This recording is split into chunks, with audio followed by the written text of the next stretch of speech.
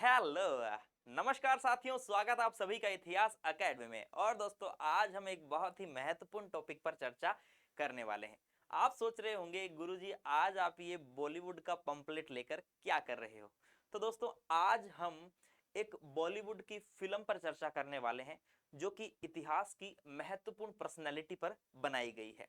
देखिए दोस्तों, आप सभी को मालूम है कि नेट जेआरएफ के एग्जाम में पिछले 1-1.5 वर्ष से फिल्मों पर आधारित बहुत सारे प्रश्न बनते हैं। ठीक है, ऐसी फिल्में जो इतिहास की कहानी को बताती हो या जो इतिहास से संबंधित हो, उन पर दोस्तों प्रश्न बहुत सारे बनते हैं। तो हाल ही में मार्च में एक मूवी रिलीज हुई जिसका नाम है ए वतन मेरे वतन, जिसकी अभिनेत्री है दोस्तों सारा अली खान। तो यह मूवी जो है वह उषा मेहता के जीवन पर आधारित है और उषा मेहता को हर इतिहास का विद्यार्थी जानता है। उषा मेहता वो महिला जिसने स्वतंत्रता संग्राम में अपनी महत्वपूर्ण भूमिका निभाई थी।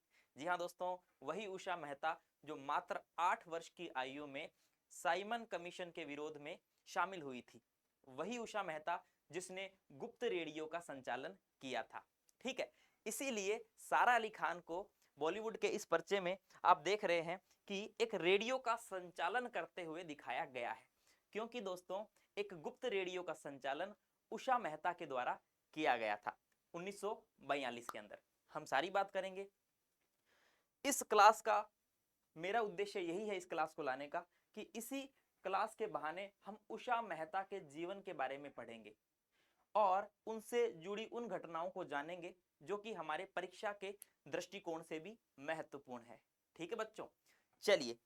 तो मूवी का नाम तो आप सभी को पता होगा, ए वतन मेरे वतन। अगर पूछ लिया जाए परीक्षा में कि यह जो मूवी, आपसे कोई नहीं पूछेगा कि भाई किस अभिनेत्री ने उषा मेहता का जो है रोल निभाया है। आपसे तो ये पूछा जाएगा कि ए वतन मेरे वतन जो मूवी है वह किसके जीवन पर आधारित है, किस स्वतंत्रता सेनानी के जीवन पर आधारित है। तो उषा मेहता के जीवन पर आधारित है। अब आप कहोगे गुरुजी उषा मेहता कौन है, तो यही चर्चा हम इस क्लास में करने वाले हैं। आइए देखिए बच्चों, उषा मेहता जो है जिन्होंने रेडियो को आजादी का हथियार बनाया था। ठीक है, रेडियो के माध्यम से लोगों तक चेतना पहुंचाने का काम किया था। इस पहले थोड़ी सी बात इस मूवी के बारे में जान लेते हैं, जिसके अंदर अभिनेत्री जो है वह सारा अली खान है, जैसा कि आप देख ही रहे हैं। भाई अभिनेत्रियों के नाम तो आप देखते ही पहचान जाते हो, है ना। इसके अलावा दोस्तों रेडियो वुमेन के नाम से जाने जाने वाली उषा मेहता जो है उसका रोल कौन निभा रही है, वो सारा अली खान ही निभा रही है। इसके अलावा यह जो फिल्म है, इस फिल्म में कन्नन अय्यर और दरब फारूकी द्वारा यह फिल्म लिखी गई है और इसका निर्देशन भी दोस्तों कन्नन अय्यर द्वारा किया गया है। ठीक है, चलिए यह तो फिल्म से संबंधित बात हो गई है। यहां पर आप देख रहे हैं एक रेडियो का संचालन करते हुए अभिनेत्री सारा अली खान दिखाई गई है। तो दोस्तों यह रेडियो का संचालन उसी गुप्त रेडियो का संचालन की कहानी को बता रहा है जो कि 1942 में उषा मेहता के द्वारा किया गया था। आइए दोस्तों चर्चा करते हैं उषा मेहता जी के बारे में, जिनका जन्म 1920 में होता है, 25 मार्च 1920 को, और जिनकी मृत्यु जो है दोस्तों वह 11 अगस्त 2000 को होती है। ठीक है, तो 1920 में इनका जन्म होता है और उषा मेहता जो होती है वह गांधी जी के विचारों से बहुत ज्यादा प्रभावित होती है। हम कह सकते हैं गांधी जी की अनुयायी होती है और स्वतंत्रता के पश्चात यह गांधी जी के जो विचार है उनके माध्यम से महिला उत्थान के कार्य में भी दोस्तों जुड़ जाती है। तो आपको याद रखना है कि गांधी जी के विचार इन पर काफी ज्यादा हावी थे। हम कह सकते हैं कि गांधी जी के विचारों से काफी ज्यादा ये प्रभावित थी।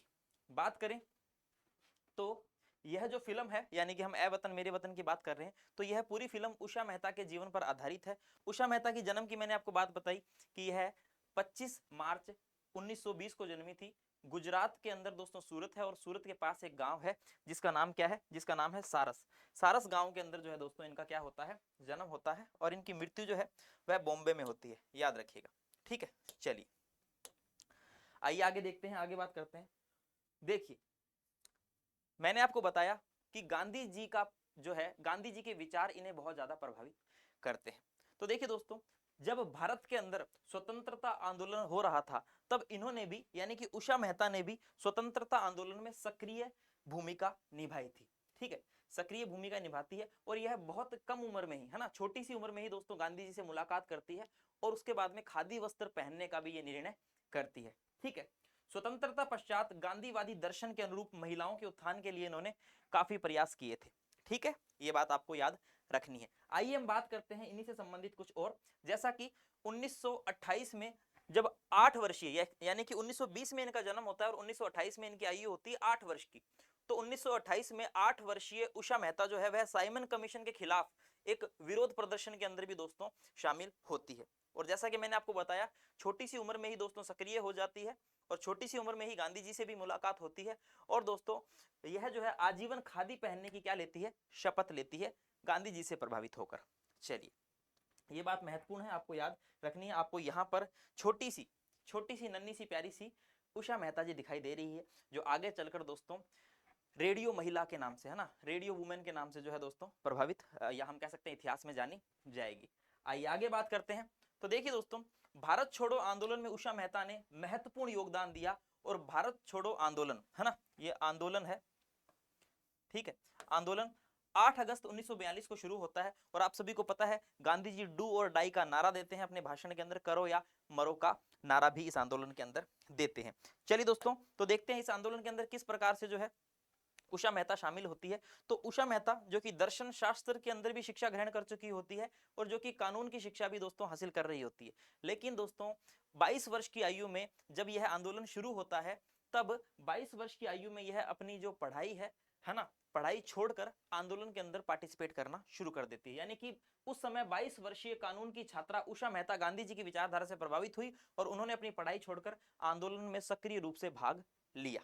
ये बात आपको याद रखनी है। देखिए दोस्तों, 8 वर्ष की आयु में साइमन कमीशन, उसके बाद दोस्तों 22 वर्ष की आयु के अंदर देखिए दोस्तों 22 वर्ष की आयु के अंदर मात्र ये जो है भारत छोड़ो आंदोलन के अंदर जो है सक्रिय भूमिका निभा रही है। चलिए, अब दोस्तों बात करते हैं रेडियो से संबंधित कि इनका क्या योगदान था। देखिए, वह भारत छोड़ो आंदोलन के समय एक खुफिया कांग्रेस रेडियो चलाने के कारण पूरे देश के अंदर विख्यात हुई।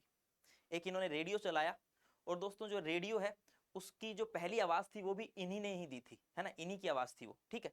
उषा ने भारत छोड़ो आंदोलन के दौरान अपने सहयोगियों के साथ में 14 अगस्त 1942 को खुफिया कांग्रेस रेडियो जो है प्रारंभ किया। खुफिया कांग्रेस रेडियो बोल दो या फिर गुप्त कांग्रेस रेडियो बोल दीजिए, ठीक है। उसका संचालन उषा मेहता ने किया था।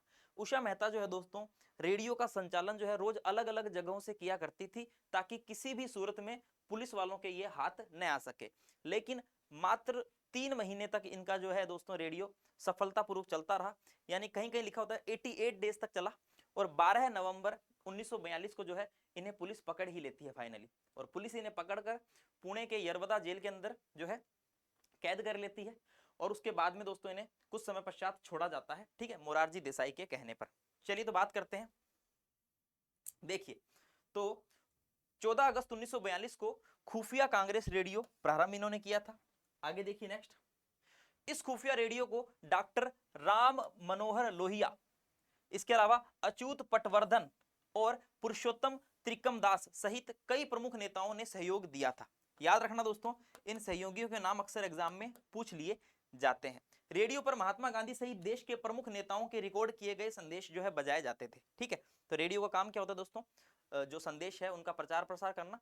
तो इस रेडियो पर दोस्तों महात्मा गांधी और अन्य नेताओं द्वारा रिकॉर्ड किए गए संदेश बजाए जाते थे, जिसका संचालन आप यहाँ पर तस्वीर में भी देख रहे हैं दोस्तों, कौन कर रही है, यहाँ पर उषा मेहता जिनका संचालन करती है। आइए आगे देखते हैं। उसके पश्चात इनके सहयोगियों के कुछ का नाम याद रखना जिन्होंने उन्हें तकनीकी सहायता भी दी, जैसे कि इनके सहयोगियों में विठल भाई झावेरी है, चंद्रकांत झावेरी है, इसके अलावा बाबूभाई ठक्कर है, शिकागो रेडियो के मालिक ननका मोटवानी शामिल थे, जिन्होंने उपकरण और तकनीशियस उपलब्ध करवाए, यानी टेक्नीशियंस, है ना, तकनीशियन जो है उपलब्ध करवाए इन्हें रेडियो संचालन के लिए, याद रखेंगे। नेक्स्ट देखते हैं दोस्तों आगे। चलिए, अधिकारियों को चकमा देने के लिए आयोजकों ने स्टेशन का स्थान लगभग रोजाना बदल दिया, यानी कि जो रेडियो स्टेशन है इसका स्थान दोस्तों रोजाना बदल दिया जाता था, ताकि जो है पुलिस वालों की जो है गिरफ्त से बचा जा सके। लेकिन दोस्तों इन्हीं की टीम के किसी व्यक्ति के द्वारा दोस्तों धोखा किया जाता है और उषा मेहता को जो है गिरफ्तार कर लिया जाता है। नवंबर 1942 को उन्हें पुलिस ने ढूंढ लिया और उषा मेहता सहित आयोजकों को गिरफ्तार कर लिया गया, इनके जो साथी थे सहित इन्हें गिरफ्तार कर लिया जाता है। उसके पश्चात इन्हें पुणे की यरवदा जेल में डाल दिया जाता है, ठीक है। मार्च 1946 में उन्हें मोरारजी देसाई के आदेश पर रिहा किया गया, जो कि उस समय अंतरिम सरकार के अंदर गृह मंत्री के पद पर थे, ठीक है। तो इन्हें लगभग दोस्तों मार्च में रिहा कर दिया जाता है। इनका स्वास्थ्य खराब होता है, इस वजह से दोस्तों इन्हें क्या कर दिया जाता है, रिहा कर दिया जाता है। चलिए, रिहा होने के पश्चात फिर हम आगे देखते हैं, सीक्रेट कांग्रेस रेडियो ने स्वतंत्रता आंदोलन के नेताओं को जनता के संपर्क में भी रखा, है ना, यानी कि जो नेता है और जो जनता है इनका आपस में दोस्तों संपर्क बना रहा इस रेडियो के माध्यम से। चलिए, उन दिनों को याद करते हुए देखिए दोस्तों उषा मेहता क्या कहती है। उन दिनों को याद करते हुए उषा मेहता, यानी कि जिस समय वह रेडियो का संचालन कर रही थी, वह खुश भी होती है और दुखी भी होती है, दोनों बातें करती है। जैसे कि उषा मेहता ने सीक्रेट कांग्रेस रेडियो के साथ अपनी भागीदारी को अपना सबसे बेहतरीन पल, एक तरफ तो क्या कह रही है, सबसे बेहतरीन पल, और दूसरी तरफ क्या कह रही है, सबसे दुखद पल। दुखद पल इसलिए क्योंकि उन्हीं के किसी साथी ने, किसी सहयोगी ने इनके साथ में दोस्तों धोखा किया था, और साथ ही दुखद पल बताया क्योंकि एक भारतीय तकनीशियन ने अधिकारियों के साथ उन्हें धोखा दिया था। ठीक है, एक टेक्नीशियन ने दोस्तों इन्हें क्या दिया, धोखा दे दिया। चलिए, तो आगे देखते हैं दोस्तों, नेक्स्ट फिर हम आगे देखते हैं। चलिए, उन्होंने गांधीवादी आदर्शों का प्रचार प्रसार जारी रखा। ठीक है, स्वतंत्रता के पश्चात भी दोस्तों उन्होंने गांधीवादी आदर्शों का प्रचार प्रसार जारी रखा, और उन्हें जो है 1998 के अंदर, है ना, 1998 के अंदर दोस्तों पद्म विभूषण से सम्मानित भी किया जा चुका है, याद रखना इंपॉर्टेंट है। ठीक है, देश में जो राजनीति के गिरते हुए स्तर है उन पर दोस्तों उषा मेहता ने एक कथन कहा था। उषा मेहता का कहना था कि ये वो भारत नहीं है जिसके लिए हमारे स्वतंत्रता सेनानियों ने लड़ाई लड़ी है ना।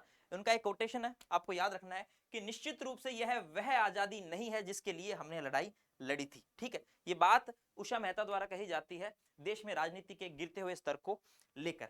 चलिए, उसके पश्चात दोस्तों हम देखते हैं, यहां पर आपको तस्वीर दिखाई दे रही है, एक तरफ सारा अली खान की और एक तरफ दोस्तों उषा मेहता की। तो देखिए, यह है फिल्मों वाला प्रश्न, है ना, फिल्मों वाले प्रश्न जो कि काफी ज्यादा ट्रेंड में रहते हैं आजकल, नेट के एग्जाम में काफी ज्यादा पूछे भी जाते हैं दोस्तों। तो मुझे लगा क्यों ना इस पर भी दोस्तों क्या बना देनी चाहिए, एक वीडियो बना देनी चाहिए जो कि विद्यार्थियों के काम आएगी।